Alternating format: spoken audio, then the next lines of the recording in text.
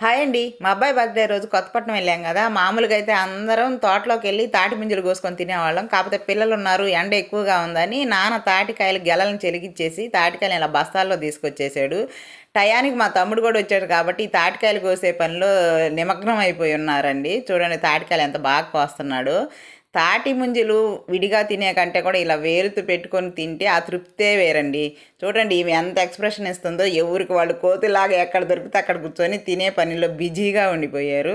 చూడండి ఈమె టేస్ట్ మట్టుకు బ్రహ్మాండంగా ఉందన్నట్లు చెప్తుంది. అప్పటికప్పుడు కోసిన కాయలండి చాలా టేస్ట్‌గా ఉంటాయి. ఈమేమో చేత్తో తీసుకోలేక వాళ్ళ అమ్మ చేత్తో బాక్స్‌లో తీసుకొని మా కొందన తినేస్తుంది.